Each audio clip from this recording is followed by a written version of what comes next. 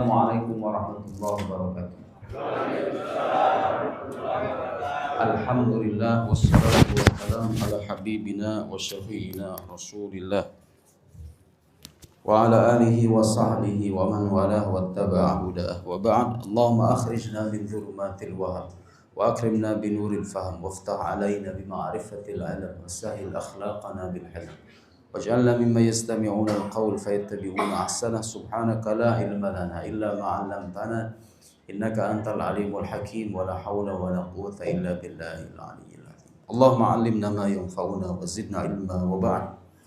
Saya menempuh perjalanan 1,5 jam, Bu, dari Rajek, pedalaman. Iya, Rajek, Bapak tahu Rajek? Pasar Kemis ke sana itu, yang masih desa-desa. Jadi saya ini kalau ngisi ceramah kemana-mana jauh, Pak. Alhamdulillah, waktu di Mesir, saya punya guru yang mengajari saya tentang pentingnya memanfaatkan waktu. Kalau ke Jakarta 2 jam. Kalau ngisi di Bekasi hampir 3 jam. Ke Bogor terakhir hampir 3 jam. Subuh-subuh, jadi saya ini paling dekat 1 jam. Alhamdulillah, dididik waktu di Mesir.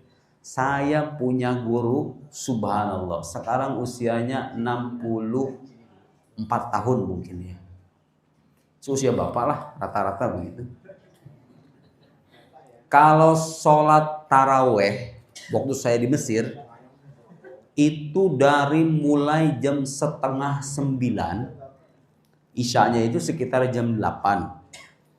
Sholat Isya kira-kira jam 8 lewat atau 8:30 lah katakan. Taraweh 9 kurang 15 atau jam 9 pas. Itu selesai bisa jam 2, bisa jam 2:30, Pak.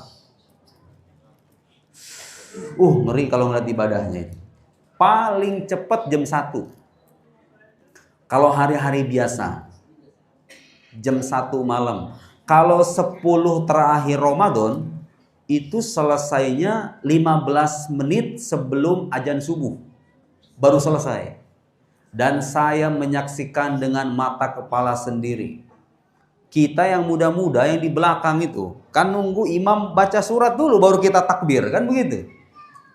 Kadang-kadang pas mau akhir surat tuh baru kita takbir Allahu Akbar, pas Allahu Akbar langsung ikutan ruku kan.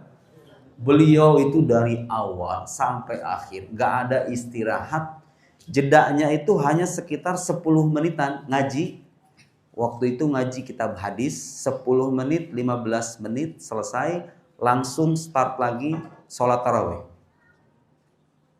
Saya menyaksikan dengan mata kepala sendiri, beliau itu jarang ke kamar mandi. Kehitung jari selama sholat dengan beliau, kalau lagi sholat pergi ke kamar mandi, ke toilet.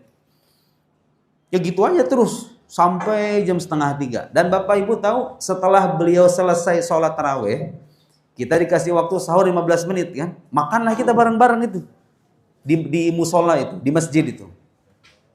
Selesai makan sahur, azan subuh, istirahat sebentar, mungkin ada 15 menit, katakan 20 menit.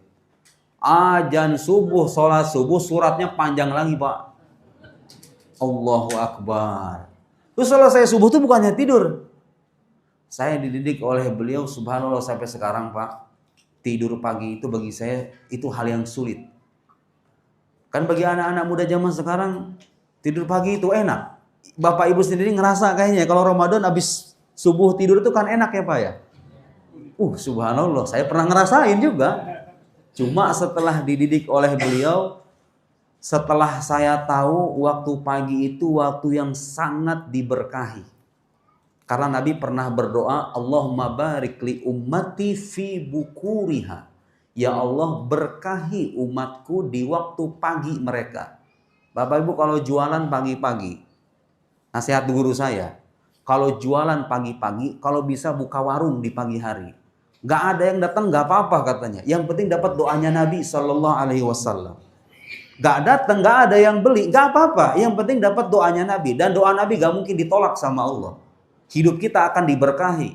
Kita nggak dapat rezeki dari konsumen, tapi boleh jadi kita dapat keberkahan dari jalan yang lain. Saya ngalami itu, Bu. Ibu boleh lihat muka saya nih, Bu. Lihat nih. Nih. Tuh. Tuh. Masih muda kan? Masih muda kan? Tuh. Tuh. Lihat tuh. Masih muda kan? Usia saya 30 tahun, Bu. 94 saya lahir. S1 selesai, udah duduk lagi ya. S1 saya selesai 4 tahun, lancar di Mesir. S2 saya total 2 tahun sekolah, nulis tesis tahun setengah, katakan 3 tahun setengah selesai. Di saat beberapa senior saya S2 di Al-Azhar kan agak susah tuh, ada yang 10 tahun, ada yang 4 tahun, ada yang 5 tahun, Allahu a'lam. Ada yang nggak selesai, ada yang 4 kali nyoba, kemudian gagal, dicoba lagi, gagal lagi, pindah kampus, ada yang sampai pindah kampus senior saya. Teman-teman saya suka pada nanya sama ya saya, ente gimana nulis kayak begitu? Saya nulis tesis di Al-Azhar 900 halaman selesai setahun. Ente gimana nulisnya itu? Saya bilang, saya mengamalkan amalan guru saya. Kalau pagi-pagi nggak tidur, sholat subuh berjamaah, disusul dengan baca wirid, baca Quran, sholat duha, pegang laptop, ngerjain tugas sekolah di waktu pagi. Subhanallah, bener Pak. Hidup saya kayak diberkahi, saya merasa itu. 30 tahun Bu, saya nulis buku udah 17. Dari mulai 600 halaman, 400 halaman, ada yang 500 halaman, ada yang 200, ada yang 100. Dari mulai yang paling tebal, saya paling tipis. Ibu cek di online nanti. Muhammad Nuruddin itu.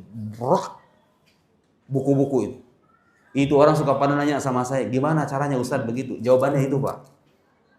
Lihat Nabi ngasih nasihat pendek ya. Tapi kalau kita amalkan, hidup kita akan lebih produktif. Akan lebih bermanfaat.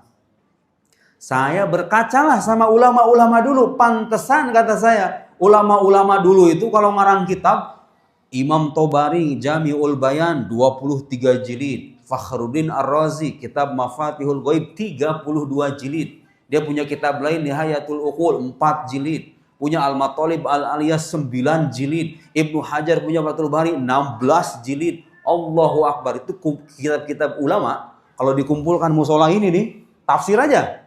Ilmu tafsir aja, segini nih. Penuh. Ternyata di antara rahasianya, di samping mereka mencintai ilmu dan orang berilmu, saya yakin mereka termasuk orang yang mengamalkan amalan tadi. Kalau pagi-pagi itu nggak tidur dan memanfaatkan waktu dengan amal soleh apa aja. Ada buku-buku yang saya tulis hitungan 2 minggu selesai. Ada yang 2 tahun, ada yang setengah tahun, macam-macam. Tapi saya merasa selama saya mengamalkan nasihat guru saya ini, kalau bisa habis subuh jangan pernah tidur. Baca Quran, baca sholawat, baca wiridan. Kalau saya sekarang mengajar santri, setelah itu sholat, insya Allah hari itu akan diberkahi. Tergantung bagaimana kita memulai.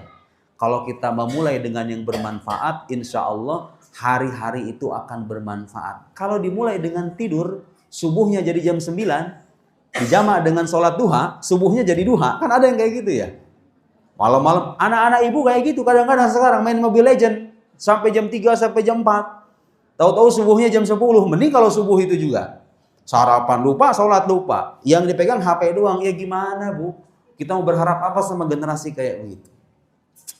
Saya menceritakan ini sama sekali tidak ada maksud berbangga-bangga. Tapi saya pengen anak-anak muda nih yang ngedengar kayak beginian, kalau berharap mau hidup lebih baik, caranya begitu. Bangunlah hubungan yang baik dengan Gusti Allah Subhanahu wa Ta'ala. Gunakan waktu pagi sebaik-baiknya. Lihat kehidupan Anda akan berubah. Saya mengalami perubahan itu. Saya berangkat, Pak jam berapa tadi? Mana Pak yang tadi saya itu? Jam 6:30 Pak ya? 6:30. Jam 6 lewat, 6:30. Ibu tanya bapaknya tadi. Dari mulai saya naik mobil, baca Al-Fatihah, dimulai juz 1, juz 2, hampir 3 juz Bu, saya ngaji. Sampai saya turun itu surat Al-Imran belum selesai. Mau hampir 3 juz kurang 1 halaman. Saya ngaji dengan hafalan yang saya punya, alhamdulillah, dari mulai naik mobil sampai saya turun. Itu didikan guru saya. yang suka mengajari kita bahwa waktu itu mahal karena dia adalah ra'sul mal. Dia adalah modal. Kita ini dengan para wali, yang Syekh Abdul Qadir Jilani, dengan sahabat Nabi dan lain-lain, waktunya sama. Tapi kenapa yang satu fi a'lal illiyin, di sorga yang paling atas, yang lainnya di bawah? Kenapa bisa derajatnya beda-beda? Jawabannya karena mereka menggunakan waktunya juga beda-beda. Kuantitasnya sama, 24 jam. Di zaman Nabi nggak ada jam, tapi kan intinya sama. Mataharinya itu juga. Siang, pagi, malamnya ya sama gitu loh. Kenapa yang satu menjadi orang mulia, yang satu menjadi manusia tidak berguna? Jawabannya soal waktu. Tidak cerdas menggunakan waktu. Alhamdulillah, saya bisa aja sambil ngedengerin musik atau sambil nonton YouTube. Alhamdulillah saya didik oleh guru saya. Dan itu saya amalkan. Kalau saya diundang pergi ke Bekasi, ke Jakarta, merasa sayang kalau waktu itu lewat tanpa hal yang bermanfaat. Datang ke sini ketemu sama Bapak Ibu, hati saya udah tenang. Baca Quran 3 juz, hatinya rasanya lapang. Allahu Akbar, nikmat. Hidup itu terasa nikmat. Jadi waktu kita nggak terbuang sia-sia. Saya yakin Pak, orang yang sudah mati di kuburan itu, kalau dibangkitkan lagi, kira-kira apa hal yang paling membuat Anda menyesal selama di dunia itu? Saya yakin jawaban mereka itu kayak tadi. Kurang menggunakan waktu dengan baik. Pasti itu. Bahkan kata Nabi, Bapak pernah baca riwayat hadis, yang masuk sorga nanti, kata Nabi, saya nggak bicara orang yang masuk neraka, yang masuk sorga, udah masuk sorga, itu masih menyesal, kata Nabi. Dia akan menyesali saat-saat di mana dia lalai dari mengingat Allah Subhanahu wa Ta'ala. Menyesal. Orang masuk surga masih nyesel, Pak. Bagaimana dengan orang yang merugi dan tidak memanfaatkan usianya dengan sebaik mungkin dalam beribadah kepada Allah Subhanahu wa Ta'ala. Saya berharap ini momen Maulid, ini luar biasa Pak, musola.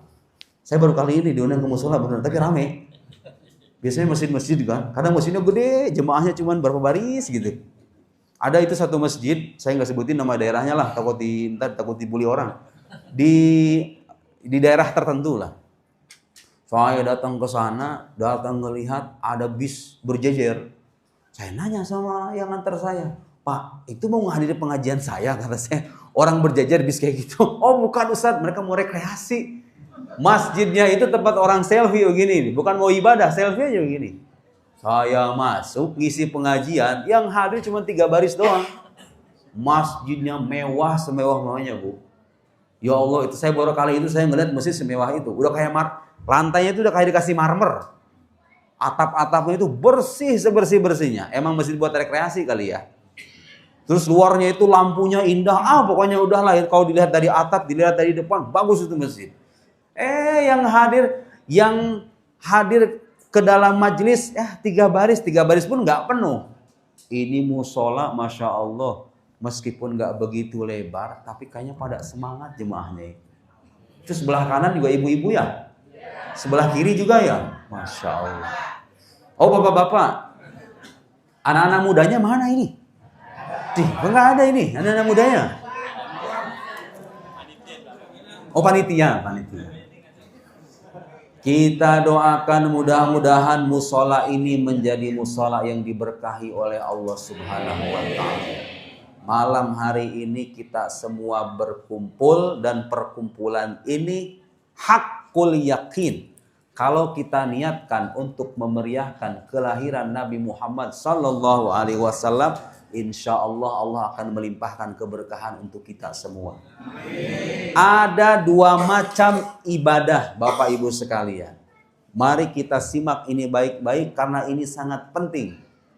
Betapa banyak orang di luar sana jadi muslim. Ini kayaknya kalau bapak-bapak mungkin 60-70 Pak ya. Mungkin ada yang 50 lah. 50-60. Berpuluh-puluh tahun sholat. Kalau puasa nggak pernah lewat, haji udah, umroh berkali-kali. Tapi kok ibadah nggak ada rasanya. Rasanya kering. Perasaan kalau sholat cuma fisik doang. Kok nggak ada rasa? Kok susah ya mau nangis, merasa bersyukur dengan mencucurkan air mata, mengingat nikmat Allah tuh kok susah ya? Nangis itu pas lagi susah doang, pas lagi sengsara doang baru nangis di atas sejadah. Diomelin sama bini nangis, punya anak bandel nangis, di PHK sama pabrik nangis. Tapi kok susah ya merasakan kerinduan kepada Tuhan yang kita sembah selama berpuluh-puluh tahun, merasakan kehangatan emosional dengan Nabi yang kita imani berpuluh-puluh tahun. Kenapa susah? Jawabannya ini, Pak.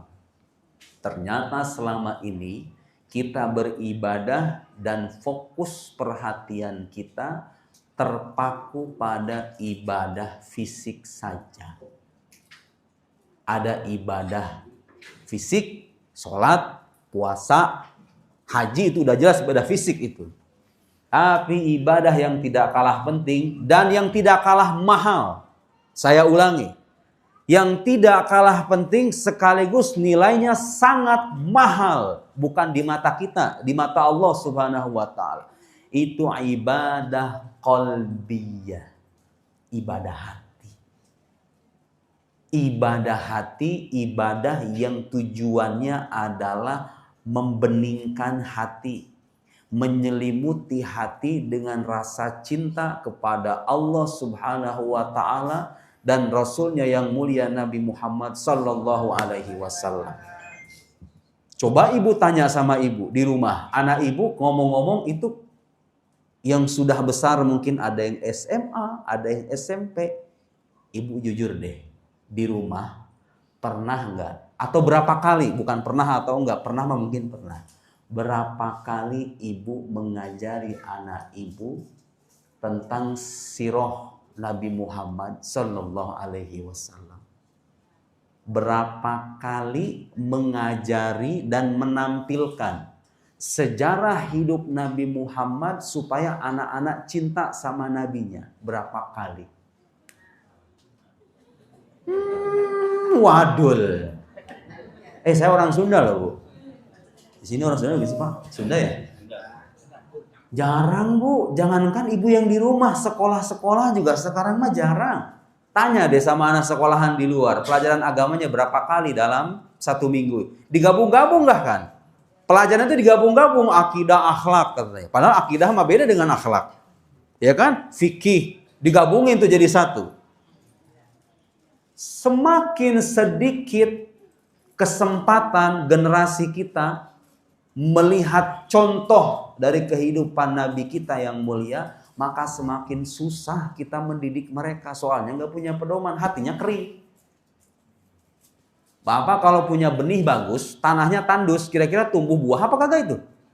Lah, hati kita itu begitu. Anak ibu itu kalau dinasehatin, perasaan tiap malam ngasih nasihat. Kok masih gini-gini aja di bocah? Ya salah kita sendiri mendidiknya.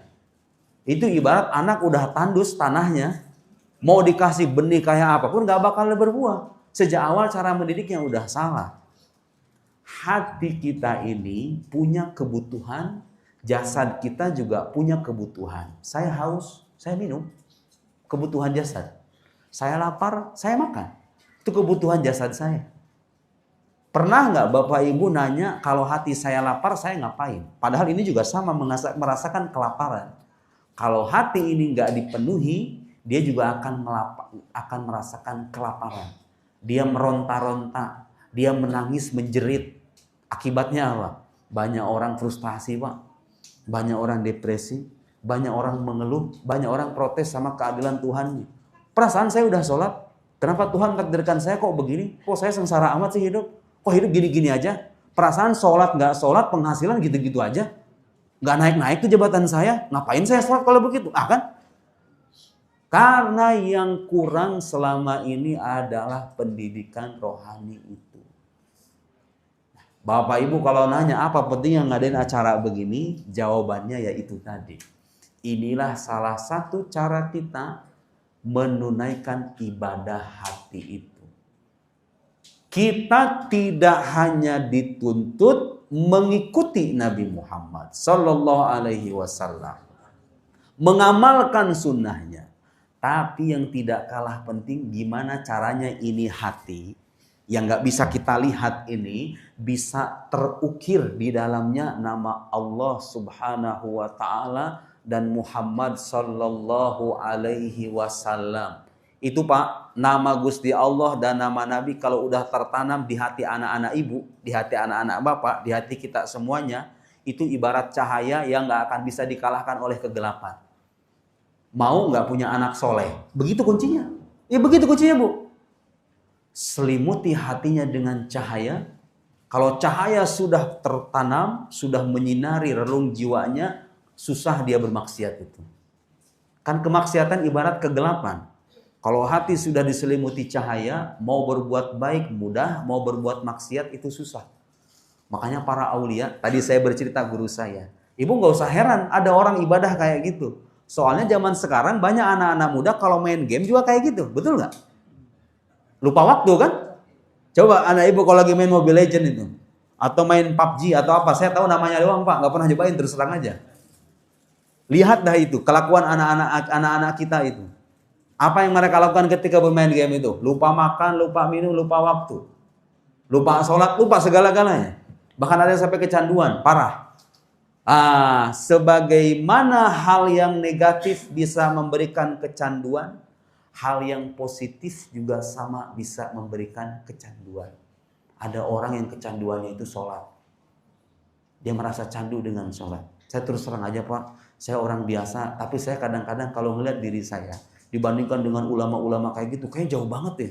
Saya yang orang biasa kayak begini, saya terus terang aja, hati saya ini kalau sehari nggak baca Quran, rasanya itu kayak kering. Kayak ada yang kurang gitu loh. Itu orang kayak orang awam. Saya orang awam, mengaku saya orang awam, bener-bener awam. Bapak bisa bayangin hatinya para wali yang beneran wali itu kayak gimana itu? Itulah manusia. Semakin dia dekat dengan Tuhannya, berusaha dekat dengan Tuhannya, maka rohaninya itu akan terus mendorong dia untuk memperbanyak amal ibadah. Sebaliknya, kalau manusia itu hanya fokus memenuhi kebutuhan jasadnya, makan, minum, jalan-jalan, udah gitu doang hidupnya itu. Bermain, makan, minum, kayak binatang persis. Kan binatang begitu, makan, minum, tidur, bermain, udah selesai. Istirahat. Binatang begitu. Ada manusia hidupnya kayak binatang. Itu manusia-manusia yang sibuk mengurus jasad, tapi lupa dengan kebutuhan rohaninya. Akibatnya apa? Muncul koruptor, muncul pemimpin-pemimpin yang culas, muncul pedagang-pedagang yang tidak jujur, muncul politisi-politisi yang oportunistik kalau bahasa mahasiswa. Muncul apa lagi? Ya muncullah kerusakan-kerusakan itu ternyata bermula dari sini Bu. Bermula dari sini. Ininya nih kering, gak dididik dengan baik. Kita berkumpul malam hari ini, Bapak Ibu mengorbankan waktu, mengorbankan uang, bikin makanan ini, makanan itu. Kita semua didorong oleh satu perasaan bahwa kita cinta dengan Nabi Muhammad Sallallahu Alaihi Wasallam. Mudah-mudahan ini makanan, buah-buahan kelak menjadi saksi di hari kiamat agar kita diakui sebagai umatnya. Saya tadi bilang itu ibadah hati mahal Pak. Apa dalilnya? Saya kasih dalil nih Bu. Saya mau ngasih tahu bahwa ada kalanya orang Pak ibadahnya itu terbatas. Amalan sunnahnya nggak banyak. Kalau puasa Ramadan doang, boro-boro Senin Kamis Ustaz, saya udah nggak sempet. Saya sibuk ngurusin anak. Saya sibuk kerja di pabrik. Pagi-pagi jam 7 udah berangkat, jam 5 baru balik. Capek, nggak bisa saya puasa Ustaz. Oke. Ada orang-orang ibadah ritualnya sedikit, tapi gara-gara dia punya rasa cinta yang merupakan ibadah hati itu, dia punya kedudukan istimewa di sisi Allah Subhanahu wa Ta'ala. Nih, beri dalil. Ada orang datang ke Nabi, ya Rasulullah, matas sa'ah. Rasulullah, hari kiamat itu kapan? Ada orang kepo, bahasa kita kepo. Hari kiamat itu kapan? Nabi bilang, wa ma'adad talaha. Kamu mempersiapkan apa untuk hari kiamat itu? Beliau nggak jawab hari kiamat 2024, 2030, nggak disebutkan, nggak ditentukan karena itu hal gaib. Beliau nanya balik, kamu mempersiapkan apa untuk hari kiamat itu? Perhatikan, jawaban orang ini unik. Seolah-olah jawabannya mewakili jawaban kita. Ma'adatulaha min katsiri salatin wala siyamin wala sadaqah. Ya Rasulullah, aku nggak mempersiapkan banyak sholat, banyak puasa, banyak sedekah. Nggak mempersiapkan banyak sholat, banyak puasa, banyak sedekah. Artinya ini sosok sahabat amalannya seolah-olah kayak mewakili amalan kita. Sholat kita dikit kan, Pak? Puasa kita juga dikit, sedekah kita juga jarang-jarang. Tapi ada tapinya ini. Lihat. Sholat banyak, puasa banyak, sedekah banyak.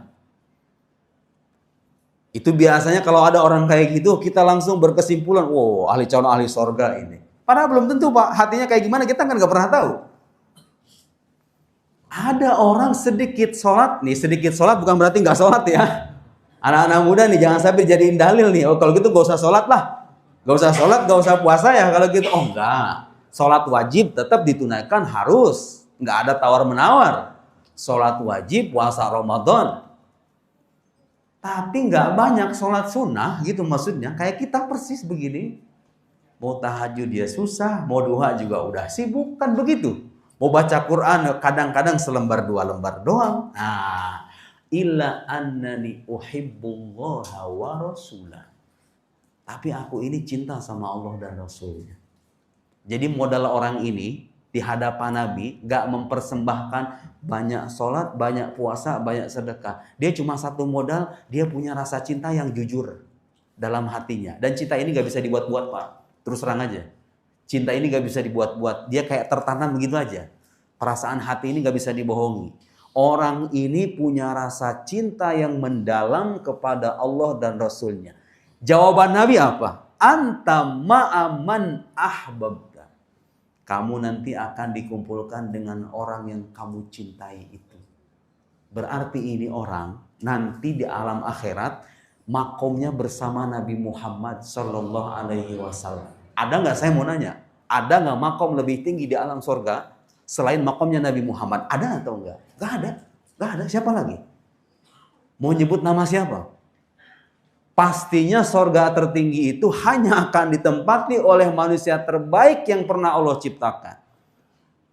Dan sorga itu diharamkan untuk semua nabi, Pak. Untuk semua manusia sorga diharamkan kecuali setelah masuknya Nabi Muhammad Sallallahu Alaihi Wasallam bersama umatnya. Coba itu bayangkan. Tadi saya bilang apa? Itu ibadah mahal, Bu. Ini perasaan kalau ibu punya, kalau bapak punya. Semakin diasah sisi rasa cinta itu, maka itu bisa menjadi modal yang sangat berharga kalau kelak kita mau bersamping dan bersanding dengan Nabi Muhammad Sallallahu Alaihi Wasallam. Kelihatannya sepele. Ustaz, dengan rasa cinta doang begitu? Enggak gitu juga, Pak. Soalnya orang kalau udah cinta sama Nabi, otomatis mau ibadah dia gampang sebetulnya. Jangan salah, orang kalau udah cinta sama Nabi, dia akan susah berbuat maksiat. Malu dia.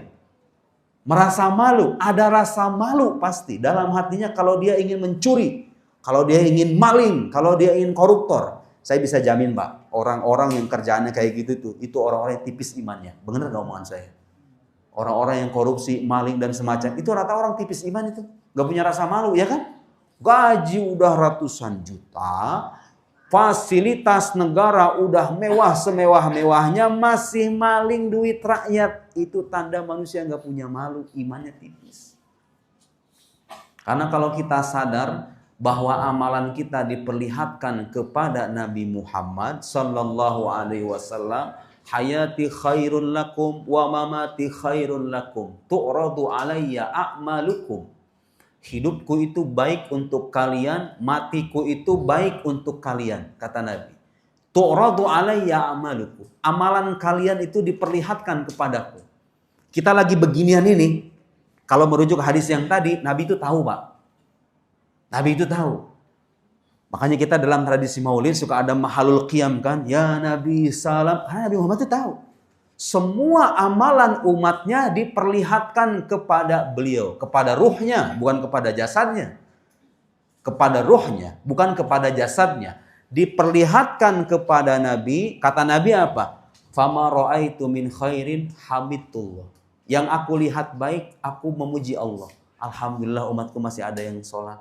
Alhamdulillah umatku masih ada yang bersedekah menyantuni anak yatim.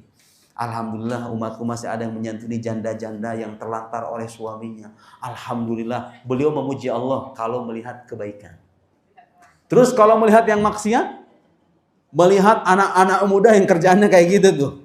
Bapak ibu tahu sendiri. Kalau melihat wa ma ra'aitum min syarrin, yang aku lihat dari keburukan, istaghfartullaha lakum. Aku beristighfar buat kalian. Nabi ini sampai detik ini Pak, masih istighfar buat siapa? Buat kita umatnya. Kira-kira kita ini kalau menghormati satu sosok, terus kemaksiatan kita diperlihatkan ke sosok itu, malu apakah enggak? Malu kan?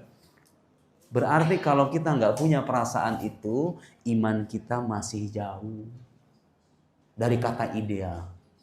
Kalau orang sudah cinta dengan Nabi, dia akan susah berbuat maksiat. Pasti dia merasa malu karena diperlihatkan ke Nabinya.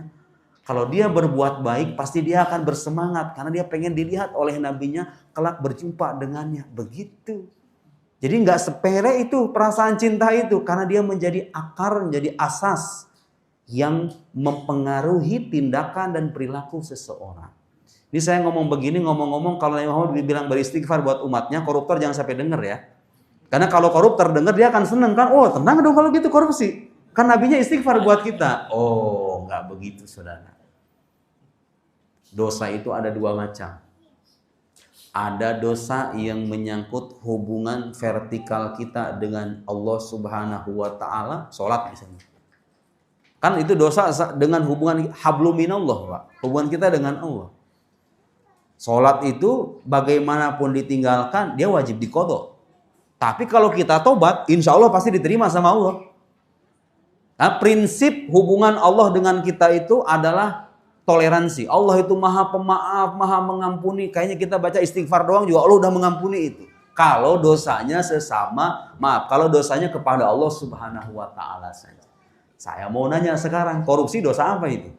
Sesama manusia atau kepada Allah Subhanahu wa Ta'ala? Bagus Pak. Ini dosa yang kayak gini nih, ini saya mau bilang. Dosa yang kayak gini nih, ibu menggibah orang lain. Bapak mengambil hak milik orang lain. Mencuri. Apalagi menyakiti hati orang. Menggibah orang. Apapun itu bentuknya yang merugikan orang lain. Itu tidak akan pernah gugur walau haji berkali-kali, walau kita berusaha bersusah payah sampai ada putusan memaafkan dari yang bersangkutan kepada kita. Kalau dia nggak memaafkan, di akhirat akan ada persidangan. Kebaikan kita ditumpahkan kepada orang itu panen, kita merugi, nauzubillah. Nah, Bapak sekarang lihat dah itu. Bayangin coba, di yaumul hisab itu, orang-orang yang korupsi triliunan itu, berarti kira-kira gimana hisabnya itu? Allahu Akbar. Satu persatu, dia sholat Pak, koruptor itu sholat, jangan salah, sholat ke masjid dia. Serius, haji bahkan.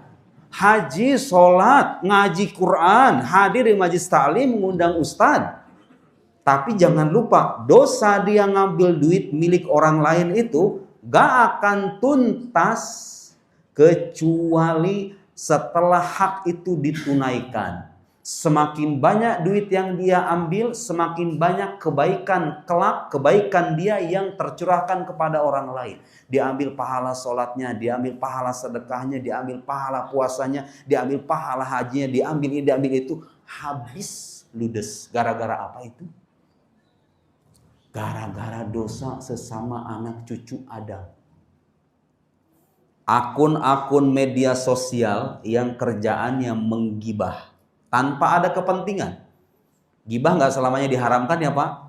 Kalau misalnya ada koruptor, terus nggak diperbolehkan untuk digibahin, repot negara kita, ya nggak? Koruptor kalau nggak boleh digibahin, repot negara kita, nggak ada sanksi sosial. Beda cerita.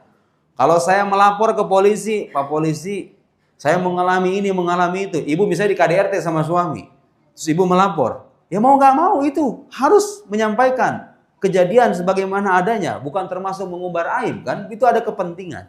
Tapi saya mau bilang zaman sekarang, zaman medsos ini Pak, banyak sekali orang-orang lupa bahwa viewers yang menaikkan akunnya itu, ditonton ratusan ribu, sekian juta, isinya ngubar aib orang.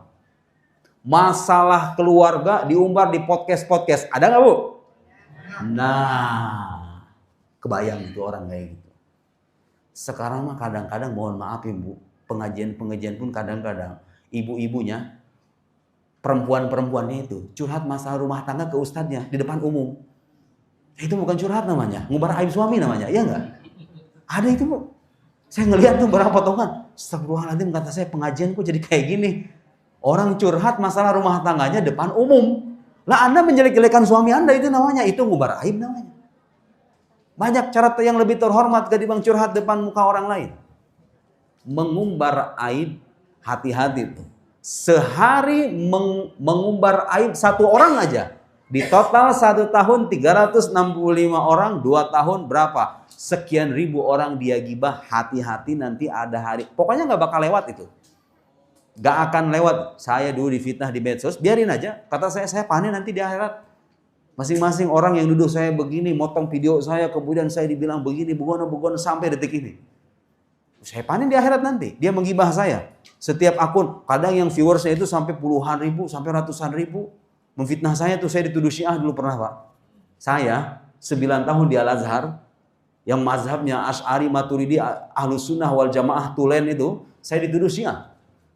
Sampai beberapa masjid membatalkan ceramah saya gara-gara fitnah itu. Gak pernah ada bukti saya orang Syiah. Orang Syiah itu kan suka mencaci maki sahabat. Gak ada, saya gak ada tulisan ceramah mencaci maki sahabat. Abu Bakar, Umar, Utsman, Ali, mereka adalah radhiyallahu anhum. Mereka sahabat yang Allah ridhoi. Orang Syiah tuh biasanya punya kebiasaan kurang bagus. Sama sahabat tuh kadang-kadang mencaci maki, kadang-kadang mengkritik lah paling enggak.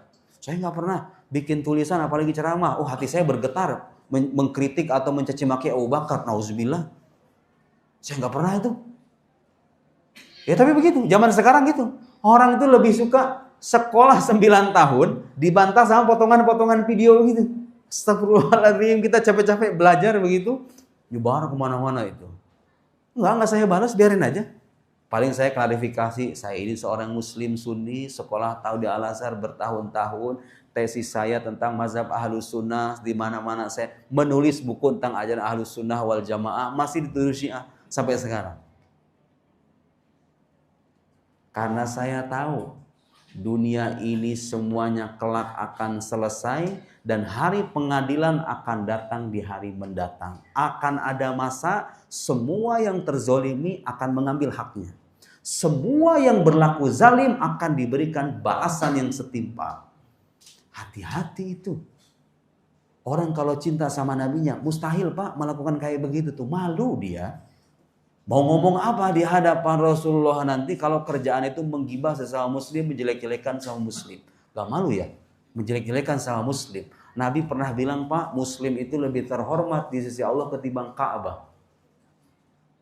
Saya ulangi, muslim yang dalamnya ada iman kepada Allah, iman kepada Rasulullah, itu lebih terhormat di sisi Allah ketimbang Ka'bah yang kita jadikan kiblat sholat itu.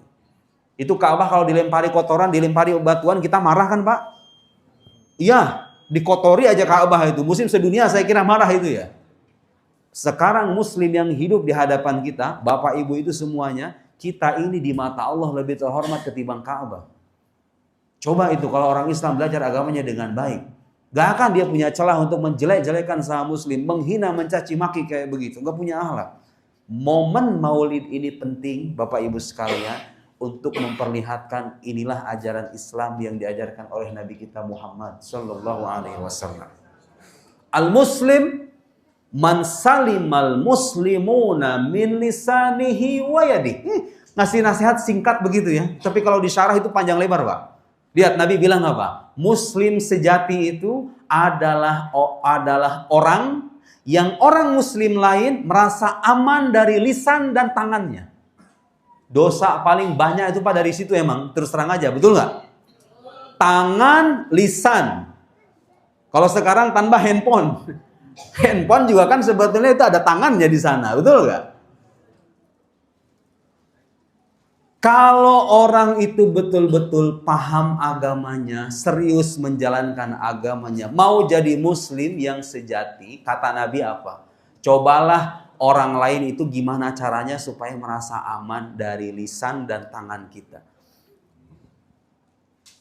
Man yadmanuli ma baina lihyaihi wa ma baina rijlaihi.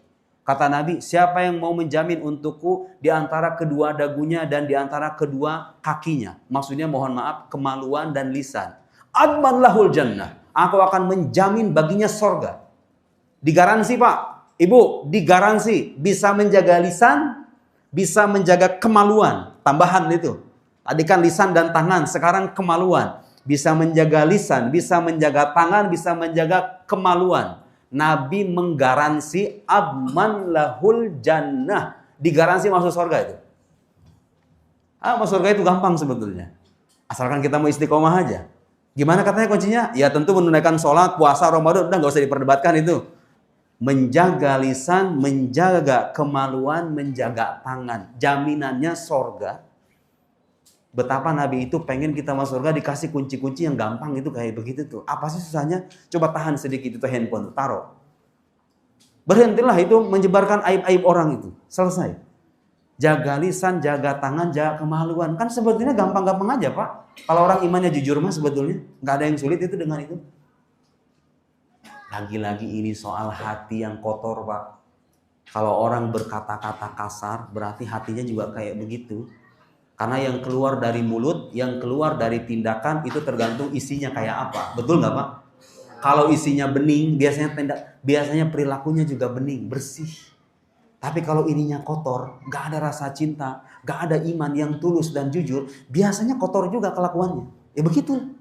Nah, inilah gunanya merayakan acara semacam ini supaya merefresh hati kita, iman kita. Jangan-jangan selama ini kita ibadah hanya terfokus pada sisi lahiriah saja, tapi lupa dengan kebutuhan rohani kita yang sebetulnya menjadi asas dari baik tidaknya tindak tanduk perilaku kita. Suatu ketika ada sahabat lain Pak. Hadisnya itu begini. Ada orang bilang, ya Rasulullah, ara'aita idza shallaitu shalawatil maktubat wa sumtu Ramadan wa ahlaltu halal wa haramtul haram adkhulul jannah? Rasulullah, kira-kira kalau saya ini cuma sholat 5 waktu, kemudian puasa Ramadan, menghalalkan yang halal, mengharamkan yang haram, walam azid ala dzalika syai'an, dan aku nggak nambah-nambah lagi. Puasa, sholat, menghalalkan yang halal, mengharamkan yang haram. Bisa dihitung jari kan Pak? Puasa, sholat, menghalalkan yang haram, menghalalkan yang halal, mengharamkan yang haram. Sahabat ini nanya sama Nabi, Rasulullah kalau aku melakukan ini saja, nggak yang lain enggak? Ya tentu kalau ada kewajiban berzakat ya berzakat masuk di dalamnya ya. Disebutkan sholat dan puasa itu maksudnya kewajiban pokok. Kewajiban pokok. Kalau orang udah wajib haji, masuk dalamnya haji. Kalau orang sudah dia menjadi anak dari orang tua, dia wajib berbakti sama orang tua. Maksud orang ini apa? Saya hanya mengamalkan yang wajib aja Rasulullah. Yang wajib aja. Kemudian ditambah apa? Menghalalkan yang halal, mengharamkan yang haram. Kalau ditanya khamar hukumnya apa nak? Haram. Berdurhaka sama orang tua hukumnya apa? Haram. Kalau poligami hukumnya apa? Gak boleh loh Bu. Gak boleh mengharamkan. Iya kata Nabi itu. Mau masuk surga apa kagak? Loh kalau mau masuk surga begitu kuncinya. Harus menghalalkan yang halal kan Pak ya? Ibu mau masuk surga apa kagak? Itu pertanyaannya. Kan gak boleh mengharamkan yang halal. Kalau kata agama halal ya halal. Ya kalau ditanya doang mah jawab aja Bu. Kan nanya doang, bukan mau praktek. Mau praktek beda lagi ceritanya nanti. Nanya doang, Ibu poligami hukumnya apa? Halal atau haram? Halal kan? Pak, kesempatan tuh udah saya kasih. Satu kunci itu. Mengharamkan yang haram, menghalalkan yang halal, sama menunaikan kewajiban aja. Udah. Gak nambah sholat duha, gak nambah tahajud, gak nambah one day one juice, gak nambah sedekah, gak nambah ini, gak nambah silaturahmi, gak nambah yang lain-lain. Cuman itu aja katanya. Walam azid ala dzalika syai'an. Begitu riwayat di Sahih Muslim. Aku gak nambah-nambah lagi. Kira-kira kata orang ini, adkhulul jannah. Saya masuk surga nggak Rasulullah kalau cuma mengamalkan ini doang? Jawaban Nabi apa? Naam. Ya, kamu akan masuk surga. Dijamin masuk surga. Lihat Pak, betapa Nabi itu ngasih kita jalan yang sangat sederhana dan gampang. Semua muslim bisa itu. Asalkan apa? Dalam hatinya tertanam asyhadu alla ilaha illallah wa asyhadu anna muhammadar rasulullah. Kok gampang banget harus masuk surga? Gak usah tanya gitu Pak. Memang kita ini sejak awal dimuliakan oleh Allah, alhamdulillah, karena kita menjadi umat dari sebaik-baiknya Nabi, kekasih Allah Subhanahu wa taala, Nabi Muhammad sallallahu alaihi wasallam. Itu berkahnya Nabi Muhammad buat kita itu. Berkahnya Nabi Muhammad buat kita itu, kita muncul belakangan setelah umatnya Nabi Adam, Idris, Nuh, Soleh, mereka belakangan tuh. Mereka paling dulu. Kita belakangan. Belakangan muncul, giliran masuk surga paling depan. Bukan gara-gara siapa? Bukan karena amalan kita cacat semuanya. Tapi karena kita beriman kepada Nabi Muhammad sallallahu alaihi wasallam. Itu aja. Coba Bapak timbang coba sesekali, menghisap diri sendiri. Kira-kira sholat saya ini udah benar apa belum? Perasaan kalau kita timbang amalan kita itu semuanya kayaknya ada aja cacatnya gitu ya. Oh, kalau kita bergantung sama amalan Pak, susah kita mendapatkan rahmat Allah itu. Tapi kita ditakdirkan sebagai umat Nabi Muhammad sallallahu alaihi wasallam. Dalam Al-Quran disebutkan di surat Ad-Duha, wala saufa yu'tika rabbuka fatarda. Allah itu akan memberikan karunia kepadamu wahai Muhammad sampai kamu ridho. Nabi Muhammad itu nanti akan diberikan karunia yang berlimpah oleh Allah sampai beliau ikhlas, rela, dan ridho. Dan dalam riwayat disebutkan, aku tidak ridho ya Allah kalau ada satu di antara umatku yang masuk neraka. Masya Allah. Itu harapan kita Pak. Makanya jangan sampai lepas nih. Urusan perasaan ini jangan sampai lepas. Ibadah kita cacat, banyaklah cacatnya. Yang penting sholat wajib ditunaikan, kewajiban-kewajiban pokok ditunaikan. Selebihnya mari kita sama-sama mendidik diri kita untuk menanamkan rasa cinta karena ini mahal. Di mata kita sih sepele, di mata Allah sangat istimewa. Ini ibadah yang selama ini sering kita lupakan. Tapi kalau kita mampu menanam, menumbuhkan, merawat, maka itulah yang kelak bisa dijadikan tangga untuk kita dekat dengan Rasulullah Sallallahu Alaihi Wasallam di alam surga. Masih mau lanjut ya sih Pak? Lanjut ya? Oke, lanjut. Saya udah bawa materi, masa ya nggak dilanjut, kan? Sayyidah Aminah. Sekarang saya mau membahas salah satu ucapan terakhir. Sayyidah Aminah ketika itu usia Nabi Muhammad sekitar 6 tahun. Saya nggak tahu di antara ibu ada nggak yang punya anak usia 6 tahun tuh masih kecil ya Pak, masih kecil sekali. Di tengah perjalanan mau pulang ke Makkah sampai di daerah namanya Abwa, Nabi Muhammad dengan Ummu Aiman, pembantunya namanya Ummu Aiman, Barokah Habasyi. Ummu Aiman dulu seorang budak yang diberikan oleh Raja Abrahah yang dulu menyerang Ka'bah itu. Kan transaksi tuh dialog dengan Abdul Muttalib, seorang pembesar di kota Mekah, mau menghancurkan Ka'bah kan dia.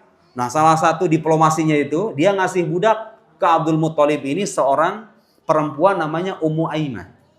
Setelah Abdul Muttalib wafat, kakek Nabi, diwariskan budak ini kepada Sayyid Abdullah ayahanda Nabi Muhammad sallallahu alaihi wasallam. Setelah Sayyid Abdullah wafat, beliau inilah yang kemudian ikut mengasuh Nabi bersama Sayyidah Aminah. Di tengah perjalanan mau pulang ke Mekah setelah menziarahi saudara-saudara pamannya Bani Najjar, mau pulang ke Mekah sampai daerah namanya Abwa, Sayyidah Aminah itu mengerahkan segala, mau sakaratul maut. Di tengah perbaringannya beliau sakit keras, Di tengah mau sakaratul maut itu beliau, di sebuah riwayat saya membaca, beliau itu mengerahkan segala tenaganya supaya berucap sama anak satu-satunya ini. Pengen mengucapkan kalimat terakhir kepada anaknya sebelum beliau wafat. Nah, sekarang saya rekamkan beberapa kutipan dari ucapan beliau itu. Sayyidah Aminah, ibunda Nabi Muhammad sallallahu alaihi wasallam. Namanya saja Aminah. Apa artinya Aminah? Yang aman, yang selamat. Selamat dari azab neraka itu Sayyidah Aminah. Ayahnya namanya Abdullah, hamba Allah, subhanallah. Ayah ibu Nabi itu namanya bagus-bagus. Yang menyusui Nabi namanya siapa Pak? Halimah. Yang lemah lembut, As-Sa'diyah. Sa'diyah dari Bani Sa'ad. Itu nanti terambil juga darinya kata Sa'adah. Seakan dengan kata Sa'adah, ya kan? Sa'ad. Apa artinya Sa'adah? Kebahagiaan. Ummu Aiman, tadi pembantunya. Apa artinya Aiman? Aiman itu keberkahan. Coba itu bayangkan, nama-nama orang yang di sekeliling Nabi itu rata-rata, namanya aja bagus-bagus. Allah mempersiapkan untuk kekasihnya ini semuanya dari awal sampai akhir. Dan subhanallah Pak, Nabi Muhammad ini kenapa sejak kecil ayahnya nggak ada ketika beliau dalam kandungan. Ibunya diambil ketika beliau usia kecil 6 tahun. Kakeknya meninggal 2 tahun kemudian. Diasuh sama pamannya. Keluarga-keluarga terdekatnya itu diambil semuanya sama Allah. Supaya apa? Supaya beliau hanya bersandar kepada Allah Subhanahu wa Ta'ala dan tidak bersandar kepada manusia. Sehingga kita nggak akan ragu dengan Islam ini. Coba kalau ayahnya Nabi Muhammad sampai dewasa beliau. Wah, Quran karangan Nabi Muhammad nih, hasil belajar sama bapaknya. Quran buatan Nabi Muhammad, hasil belajar sama ibunya nih. Kalau ayahanda, ibunda Nabi itu sampai beliau dewasa masih hidup, kita akan ragu sama Quran ini. Wah, ini mah hasil belajarnya beliau. Ternyata sama Allah sengaja itu Pak. Nabi Muhammad itu nggak pernah belajar sama siapapun. Nggak pernah belajar kepada pendeta Nasrani, Rabi Yahudi. Bapaknya diambil ketika beliau masih dalam perut. Ibunya juga diambil ketika beliau masih kecil. Supaya kita yakin seyakin-yakinnya ini Quran bukan karangan beliau. Tapi firman Allah Subhanahu wa Ta'ala. Dari mana coba? Orang nggak pernah belajar bisa menyampaikan kitab suci kayak begini. Kisah Adam, Idris, Nuh, Ashabul Kahfi, Zulqarnain, Al-Imran, Maryam, Musa, Bani Israel, dan lain-lain. Dari mana itu? Gak pernah belajar. Dari Allah Subhanahu wa Ta'ala. Beliau Nabi Allah Subhanahu wa Ta'ala. Di antara ungkapan Sayyidah Aminah yang diucapkan ketika dalam keadaan sakaratul mau menjelang sakaratul maut, ini ungkapan luar biasa sangat mendalam. Padahal ini ungkapan dari seseorang, nabinya aja belum datang kan? Kan nabinya belum diutus gitu. Tapi ungkapan ini sangat padat, luar biasa indah. Kata Sayyidah Aminah. Ada syairnya agak panjang sebetulnya, tapi saya akan kutipkan yang pendek-pendeknya aja. Kata Sayyidah Aminah. Kullu hayyin mayyit. Allahu Akbar. Segala sesuatu yang hidup pasti akan mengalami kematian. Ini ngomong begini Pak, ngomong-ngomong di tengah masyarakat Arab dulu, keyakinan hidup setelah mati itu nggak ada. Jadi orang-orang musyrik terdahulu itu nggak percaya sama yang namanya hari kebangkitan. Bagi mereka kehidupan itu cuma di dunia aja. In hiya illa hayatuna dunya namutu wa nahya wa ma nahnu bimab'utsin. Kata Quran kan begitu.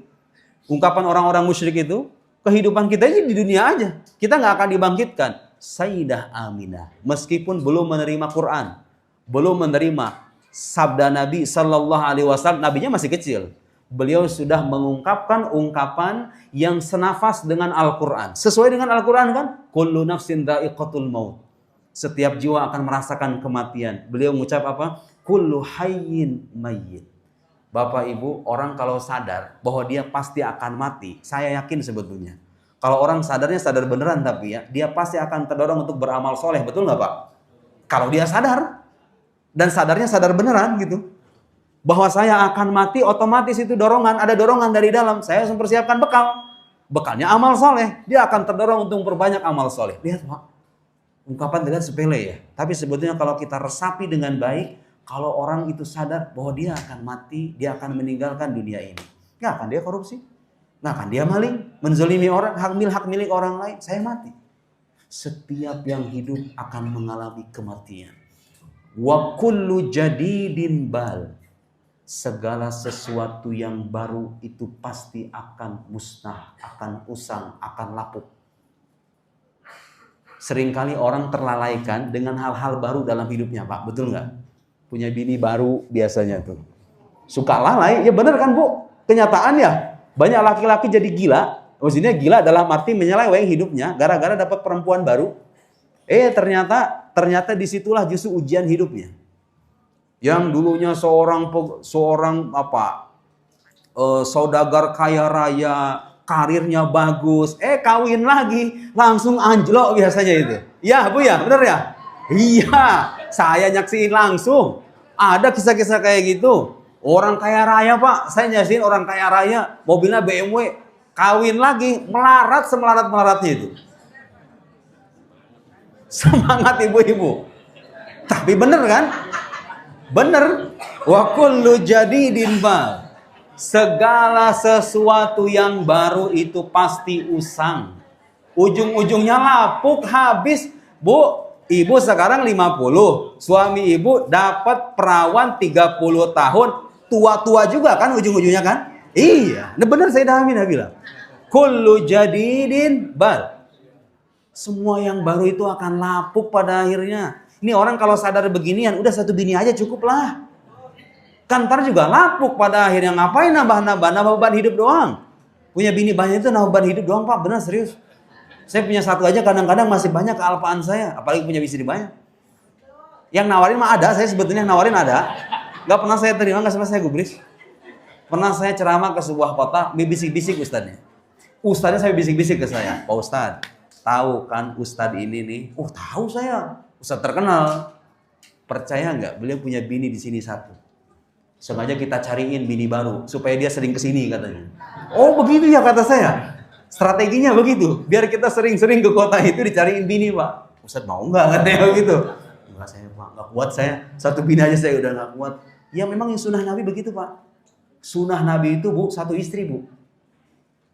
Saya ulangi, kurang keras. Sunnah Nabi yang beneran itu setia dengan satu istri. Itulah contoh yang beliau tampilkan di masa awal hidup rumah tangganya. Betul nggak? Menikah dengan perempuan 15 tahun lebih tua dari dirinya. Sebagai bukti bahwa beliau kalaupun punya istri banyak, dorongannya bukan syahwat. Karena kalau beliau itu, nauzubillah, kalau beliau ini gila perempuan, pasti istri pertamanya perawan. Ini mah janda. Udah punya anak lagi. Namanya siapa coba anaknya? Anak tirinya Nabi. Udah punya anak Sayyidah Khadijah itu. Namanya Hindun. Pernah menikah dengan namanya Abu Hala. Nabi itu punya anak tiri Pak. Nikah dengan janda, beneran janda. Dan setia 25 tahun sama janda itu. Ibunda kita Sayyidah Khadijah. Setia Nabi itu sama beliau, sama ibunda kita Sayyidah Khadijah 25 tahun Pak. Gak menikah kecuali beliaunya meninggal. Berarti sunnah Nabi atau bukan punya satu istri? Sunnah Nabi. Bahwa Nabi poligami di kemudian hari ada alasan-alasan, tapi yang jelas dorongannya bukan syahwat. Ada alasan kadang-kadang beliau itu menikahi perempuan karena ingin membangun ikatan persaudaraan. Misalnya dengan Sayyidina Umar, punya putri namanya Hafsah. Hafsah menikah dengan seorang laki-laki namanya Khunais, wafat di peperangan Uhud. Merasa empati Nabi itu kepada Sayyidina Umar, kasihan putrinya. Akhirnya apa? Dinikahi. Itu pun dinikahi setelah apa? Umar menawarkan ke Abu Bakar, ke Utsman, gak ada yang mau. Nabi kemudian ngambil. Nah orang zaman sekarang poligami. Bukan setelah ditawarin ke orang-orang, dia ngebat sendiri. Ya kan gitu. Itu Nabi menikahi Sayyidah Hafsah setelah apa? Setelah Hafsah ini ditawarkan ke Abu Bakar gak mau. Ditawarkan ke Utsman juga gak mau. Merasa empati, merasa Nabi itu punya akhlak kalau melihat orang murung, melihat orang sedih, ingin menghiburnya. Ingin memperkokoh persahabatan dengan Sayyidina Umar. Dan Umar tentunya bahagia ketika putrinya dinikahi oleh Nabi. Seorang janda tapi Hafsah itu.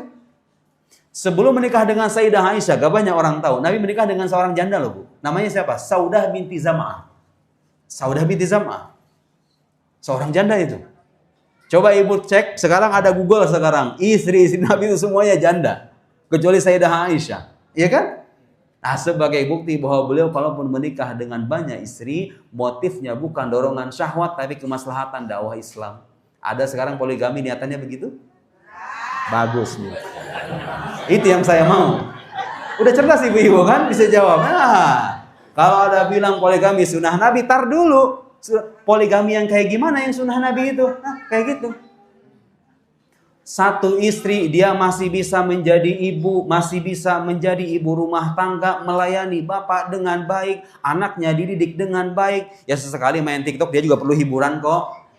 Sesekali ya Bu ya. Tapi bisa menjadi teman di dalam rumah, bisa menjadi ibu dari anaknya, bisa menunaikan tugasnya dengan maksimal. Gak usah nyari bini. Justru kalau orang sudah dapat satu istri, istrinya udah menunaikan fungsinya dengan baik, masih nyari bini kedua, ketiga, itu menyalahi sunnah Nabi. Menyalahi sunnah Nabi Bu. Tahu sunnah Nabi itu apa? Sunnah Nabi itu qanaah dengan pemberian Allah, ya kan? Puas dengan pemberian Allah kan sunnah Nabi itu. Irda bima qassamallahu lak takun agnan nas. Ridolah dengan apa yang Allah bagi. Sunnah Nabi itu. Allah membagi buat kita satu bini. Ridho dengan satu bini. Sunnah Nabi Pak. Sunnah Nabi Bu. Sunnah Nabi beneran itu. Saya menjumpai Pak, mohon maaf, kisah orang-orang poligami itu. Tentu gak semuanya.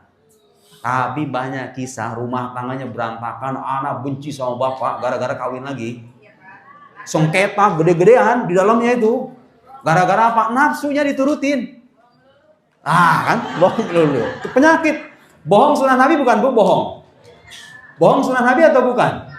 Berarti kalau orang poligami dengan cara berbohong namanya menunaikan sunnah Nabi atau menyalahi sunnah Nabi? Bagus. Pinter. Udah. Kullu jadidin bal. Semua yang baru itu akan lapuk. Hilang semuanya kok. Nggak usahlah kita nyarinya jabatan tinggi-tinggi. Udah yang penting jadi manusia bermanfaat, selesai. Yang baru-baru itu lapuk, semuanya hilang. Lihat Pak, luar biasa ini. Ungkapan ibunda Nabi Sallallahu Alaihi Wasallam. Wa kullu kabirin yafna. Semua yang besar itu akan musnah. Anda merasa jabatan Anda besar, ingat semuanya akan musnah. Anda merasa punya kedudukan besar di mata orang lain, semuanya akan musnah. Bijaksana luar biasa itu. Orang jadi rendah hati pada akhirnya. Kalau merasa kebesaran dirinya akan hilang, dia gak akan berbangga-bangga dengan kebesaran dirinya. Kullu kabir yafna. Semua yang besar, duit Anda besar sekarang, hilang pada akhirnya. Mobil Anda sebesar apa? Hilang. Semuanya akan hilang. Orang kalau punya kesadaran begini, dia akan hidup tentunya dengan cara yang tidak obsesif sama dunia itu. Semuanya akan hilang kok. Wa ana mayyita. Dan aku akan menjadi mayat. Kata Sayyidah Aminah menjelang akhir wafatnya, menjelang hari-hari wafatnya, wa ana mayyita. Aku akan menjadi mayat. Wa dzikri baqin. Tapi ingatanku akan kekal. Sampai sekarang, Pak, nama Sayyidah Aminah itu terucapkan oleh miliaran kaum muslim sepanjang sejarah sampai hari kiamat. Nama beliau Sayyidah Aminah sebelum beliau wafat bilang wa dzikri baq. Ingatan terhadapku akan kekal. Kenapa? Taraktu khairan. Aku telah meninggalkan kebaikan. Wa waladtu tuhran. Dan aku telah melahirkan kesucian. Dialah Nabi Muhammad Sallallahu Alaihi Wasallam. Gara-gara melahirkan sebaik-baiknya makhluk, semua orang yang dari kecil sampai beliau dewasa ikut mendampingi Nabi Muhammad Sallallahu Alaihi Wasallam diabadikan sampai hari kiamat, Pak. Coba itu. Sayyidina Umar ibn Al-Khattab dulunya dari Bani Adi, bukan orang Quraisy, dari Bani Adi. Beliau itu min asyaddin nasi adawatan lil muslimin dulunya. Termasuk orang yang keras memusuhi kaum muslim dulunya, Sayyidina Umar itu. Sekarang coba bayangkan, orang dulunya memusuhi kaum muslim, sekarang jasadnya berbaring di samping nabinya kaum muslim. Coba lihat, Pak. Gara-gara apa itu Umar bin Khattab menjadi sosok yang mulia sampai detik ini, sampai hari kiamat itu? Gara-gara kecintaannya kepada Nabi Muhammad Sallallahu Alaihi Wasallam. Umar itu masuk Islam, Pak, di puncak kemarahannya kepada Nabi. Mau membunuh Nabi. Bagi yang tidak tahu kisah Sayyidina Umar, saya kisahkan sedikit. Umar bin Khattab itu punya saudara namanya Fatimah. Fatimah udah nikah, namanya Zaid kalau saya tidak ingat. Nama suaminya itu. Singkat cerita, ada satu fase Umar itu merasa jengkel sama Nabi Muhammad. Perasaan agama kita dikocak-koyak kayak begini, orang Arab terpecah belah gara-gara ajaran Nabi Muhammad ini. Tentu dia nggak manggil Nabi ketika itu ya, manggilnya Muhammad, kira-kira begitu. Marah dia. Orang Arab jadi terpecah belah gara-gara agama baru ini. dia bawa pedang mau membunuh Nabi Muhammad. Bawa pedang beneran. Nah, pas di tengah jalan, mau berjalan ke tempat kediaman Nabi itu, pengen membunuh Nabi, ada sahabatnya bilang, Umar, kamu tahu adik kamu tuh udah masuk Islam katanya. Wah, dia semakin marah lagi dia. Keluarganya masuk Islam lagi. Wah, kurang ajar ini. Dia semakin marah. Di puncak kemarahannya, dia masuk ke kamar saudara perempuannya. Gak ada angin, gak ada hujan, tanpa teding aling-aling, jelepak, digampar sampai berdarah. Di sebuah riwayat dikisahkan begitu. Allahu a'lam benar atau enggak. Yang jelas Umar itu dengan sosok kegagahannya kira-kira begitu, sampai-sampai dikisahkan berdarah. Cuma saudara perempuannya ini punya secari selembar mushaf Al-Quran digulung kira-kira begitu. Kemudian Umar mungkin dulu hatinya dia pengen minta izin sama saudara perempuannya. Hari ini iya. Coba perlihatkan kepadaku itu apa. Terus suaminya bilang, kamu gak boleh menyentuh ini, kamu masih musyrik. Tapi kemudian singkat cerita dikasihlah itu lembaran, dibaca Toha ma anzalna alaikal qur'ana litashqa illa tadhkiratan liman yakhsha tanzilan mimman khalaqal arda was samawati ula ar-rahmanu arsh. 10 ayat surat Toha. Dibaca itu Quran luluh seluruh-luluhnya. Yang tadinya mau membunuh Nabi Muhammad, Umar kemudian berjalan ke Darul Arqam Ibn Al-Arqam, tempat Nabi dan para sahabatnya berdakwah, mengetuk pintu, Hamzah ada di dalam. Ini saya baca di kitab sirah, Pak.